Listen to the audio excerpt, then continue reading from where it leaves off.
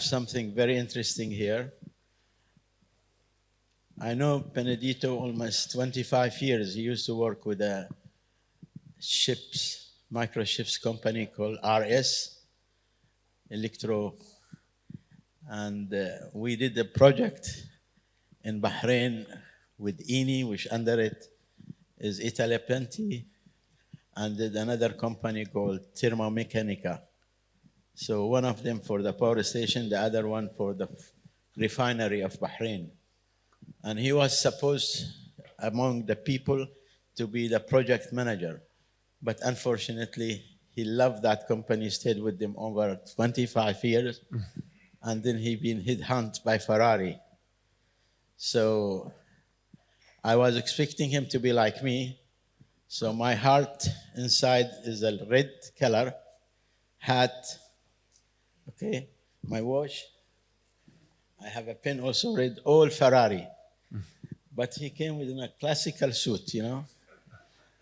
So we'll have a nice session, few questions to know the story of Ferrari, but I will start with his profile and history, please. Thank you all to be here. We organized this, when? Friday evening? Friday evening. I was coming back from US. That's the impossible, you know. Friday evening, basically we organized in the weekend. Also, we found a slot to show you one of our latest born. We had to arrange something. Yes, I was working in a different company, was working in a different world. And for 25 years, I was dealing with a client whose product is on the table now. I had the luck to work with a fantastic team with whom we start up a new business from zero to more than $6 billion per year. We sold 50 billion sensors that are fitting in all your phone. I remember when I was going around and I was proposing these technologies and people were telling me there is no market. In fact, there is no market. There are 20 sensors for each phone.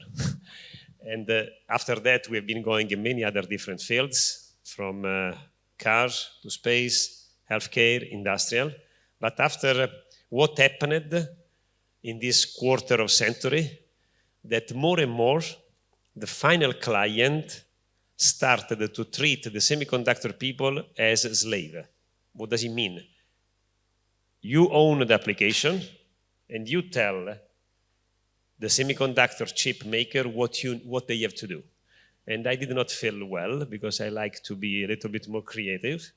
So I found, and I was lucky because I was proposed this job that I'm doing now, where I can, with the team, we can be creative, we can be innovative, and we can use the technology thinking to the emotional side of the people. Because when you talk about high tech, it's more transactional, it's more utilitaristic approach.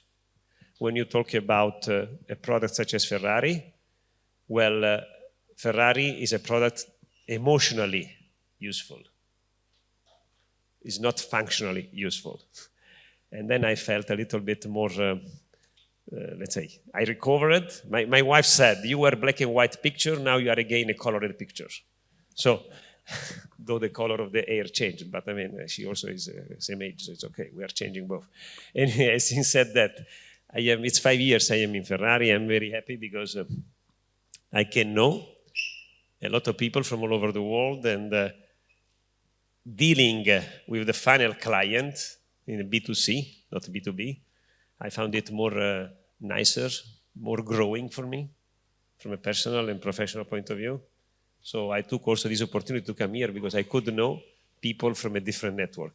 I know a few of you, maybe 2, 3. So that's the reason why I took this opportunity when Adi proposed to me to come here and to have this conversation. So what is the first thing you did when you joined Ferrari? I can tell you that when I arrived in Ferrari, I had in my life I had good teachers, and I remember one CEO telling me, "Look, the first thing you have to do, you need to talk to the people." So when I came in Ferrari, it was September 1st. I took for myself in 100 days to talk to 300 people. It was N-1, N-2, because I think that the best consultant of the strategy, the best consultant of the way a company is working, are the people inside the company. So what I was doing, I was asking the people in 1 hour, open discussion, and the question was simple. If you were in my shoes, what would you do to improve the way this company is working? And after getting all this feedback, and I can tell you there were people never talked to the CEO before, for me it was easy the job. Without their feedback, I wouldn't have been doing the things I did. I rechanged the organization. I make it flatter. There were 9 organizational level. From 9, I went to 5. And among those change, I took the test drivers, the people that are testing the car. If you want, these are the first clients that tell you how the car is behaving. They were deep below the CEO, and I move up because better than engineers, these people understand how the car behaves. I like always to say that if you want to do innovation, technology is important, no doubt, but client is more important. You have to put yourself in the shoes of the client and rethink the way the product you are doing is used. Enzo Ferrari was not an engineer. Enzo Ferrari was a racer. Steve Jobs was not an engineer. He was a person that started from the final application. So that's what we keep repeating. Technology is important as far as it addresses the real needs, or even better, it delights, anticipates what the client is waiting for. It's not easy. Sometimes we make a mistake in our life, but it's important that you recover fast. What is important is that a leader has the responsibility to dare and to bring the flag of innovation forward. I did it in my previous business life with the chip, because we created a completely new market, and I'm doing here. And in both cases, I'm lucky because I have a very good team of people. So what are the main challenges you're facing in Ferrari? I would say that there is one main challenge. We need, as a company, to continue to put together 2 dimensions, the tradition and innovation. We are relevant for the current generation. We need to be relevant also for the next generation. Carmelo was saying something about Italy. Let me think about that. We have 61 UNESCO World Heritage. Okay. Italy, I'm talking as an Italian, must value the past, but must invest also in the future. Any company has the responsibility to value the past and to invest in the future. Because if you value only the past, you live in a museum. If you work only in the future, you disrespect the work that many people did before you. So the challenge is to make sure that our company stays relevant also for this generation to come. A company that is not afraid to put together these 2 dimensions. And here maybe I can take the opportunity why we, when he offered us opportunity to bring a car, he asked to bring a car, I said, let's bring 2 cars. One that is more on the traditional path, ICE, and one is on the way forward. Because we have to offer, we have the responsibility to offer different kind of car for different clients that have different needs. And I think this is really if I have to pick one challenge, is this one. We cannot live in a museum. We cannot live on in the future. We have to put them together. Great. Ferrari all about innovation, sustainability, co-prosperity, humbleness, and the last, which we will go talk about it, humanity, helping the people to live a better life. So I'd like to talk with you about this. I think that you touched 3 important things: sustainability, innovation, and humility. In my career, in the previous job, I had the opportunity to work with several brands, very strong. I get to grow business from 0 with those clients to several $1 billion per year. one of the problems that usually strong brands, one of the risk that strong brands usually have is very simple. They become arrogant. A company with a strong brand is like a person that is successful. And usually, when you have this situation, the ego of the person or the ego of the company does become too strong, and they become arrogant. That means that they don't listen anymore what is happening around. When this happens, something important is happening. The suppliers, two things. The people in the company believe that they know everything, so they don't listen.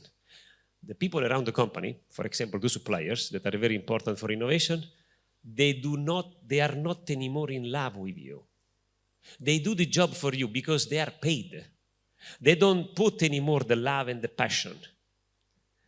And when you have this situation, you are not anymore innovative. I know it. I experienced it myself in my life. You need to be in love. You need to do more than what you are paid for. And this is true when you are in the company, when you work for the company. So this is important for me at this point. The company is successful not because of only the people in the company or a few people in the company, because all the people today use this nice name, English, stakeholders. Stakeholder means that all the people around you contribute to innovation. All the people around you are the guardian of the brand.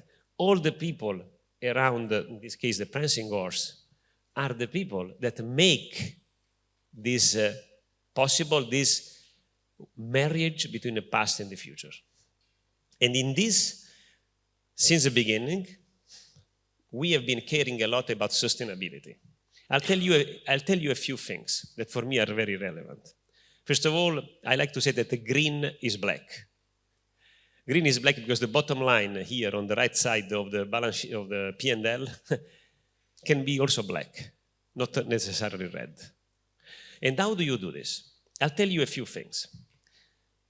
You know that today, in Ferrari, to make the car we make, and the number of the car has been constant, increasing a little bit because we want to be exclusive, the emission of CO2 from our operation has been cut by a factor 2 in 4 years. And we aim to continue to cut it by end of this decade. So if you see the 2030 over 2022, we will have cut it by a factor 10. How did we do it? We listened to the operators. We cut the waste of aluminum, 1,000 tons of aluminum that was thrown away. We challenged ourselves. People were saying, you cannot use recycled aluminum because otherwise the engine or whatever. No, it's not true. We challenged it. If you come to Maranello, you don't see anymore any primary aluminum. You see recycled aluminum. We reduced the waste consumption, the water consumption. We reduced the energy consumption. We installed the fuel cell. We installed the solar panel.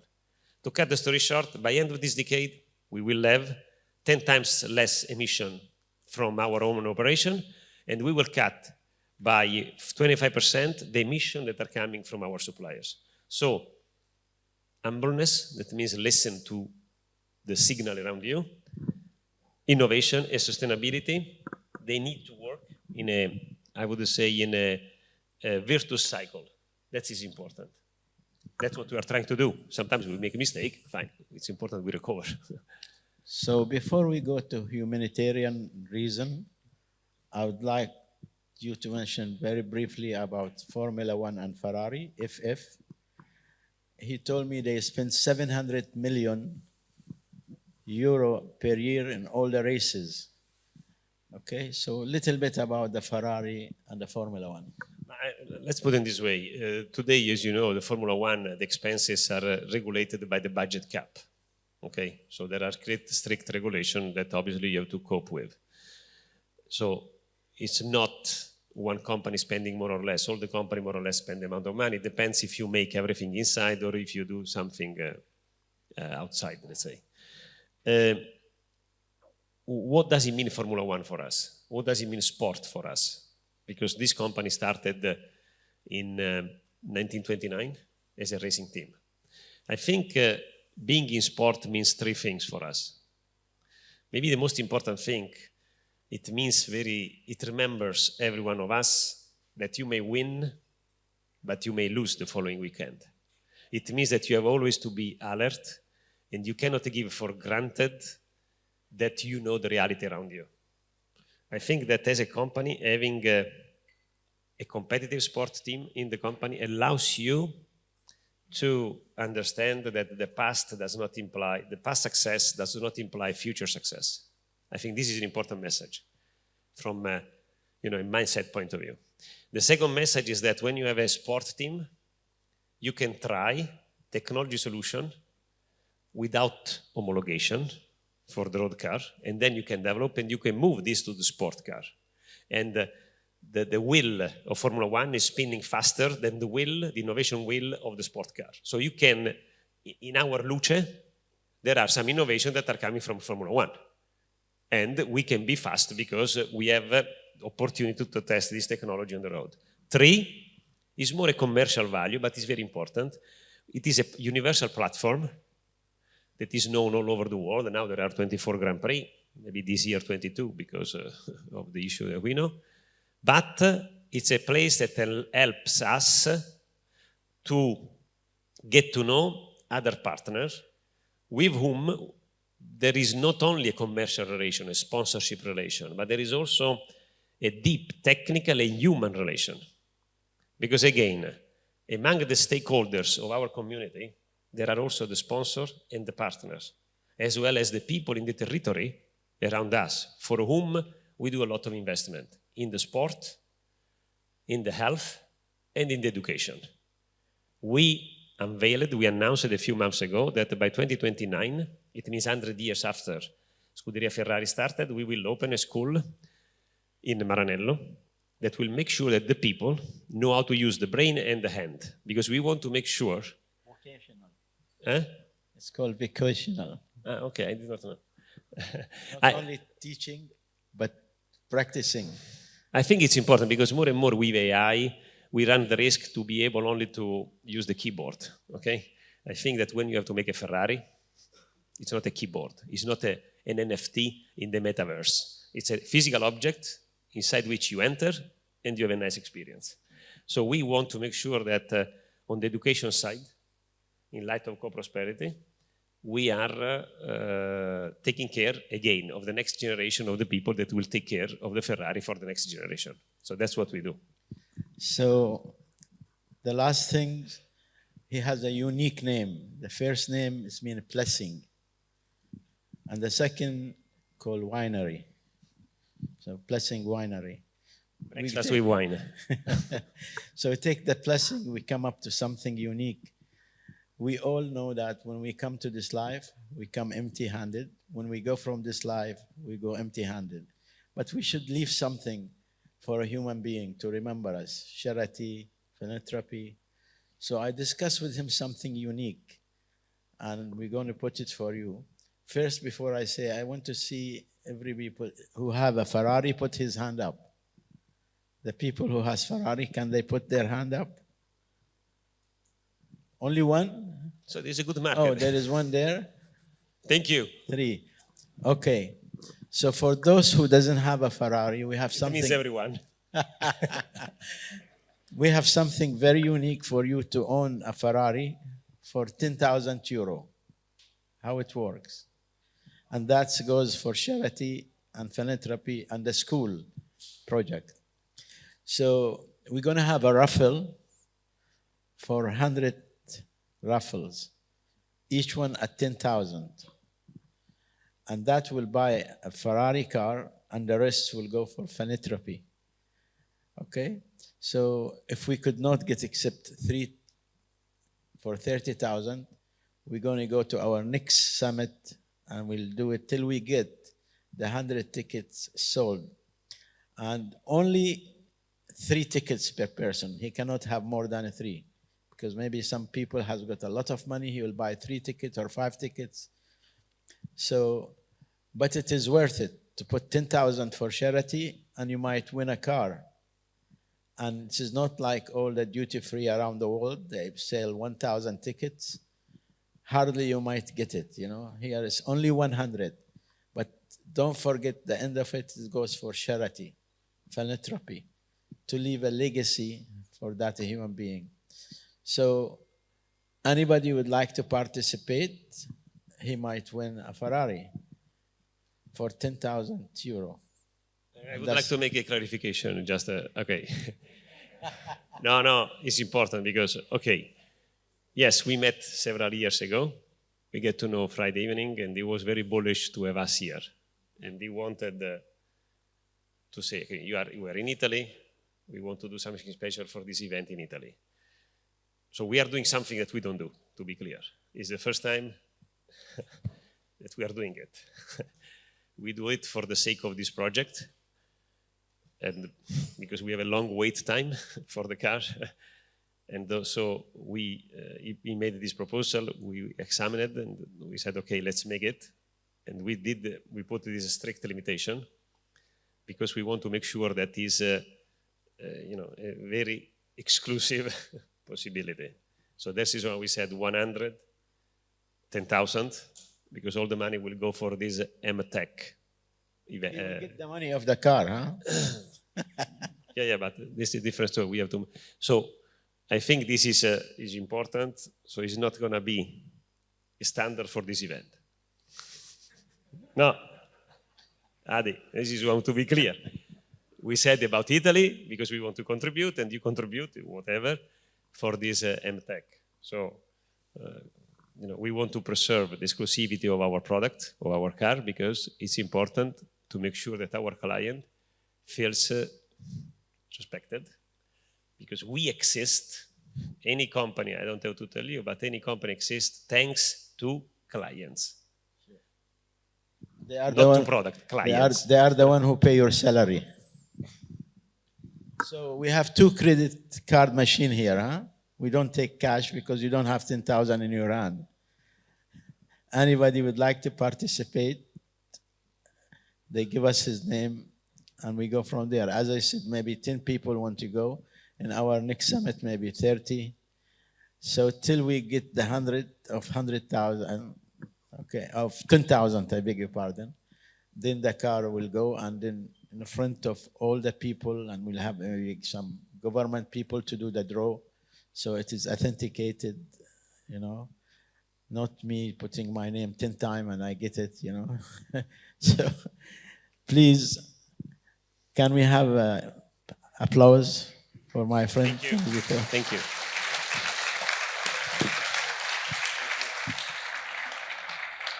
We have 2 things to give him. Please, Anthony, can you come on the stage? One is a lifetime achievement. And the second thing, we believe all in God. God is first. So I made a handmade frame for him, made of turquoise. And it's written the name of God in Arabic, Allah. Kadam, yeah. And the lifetime achievement.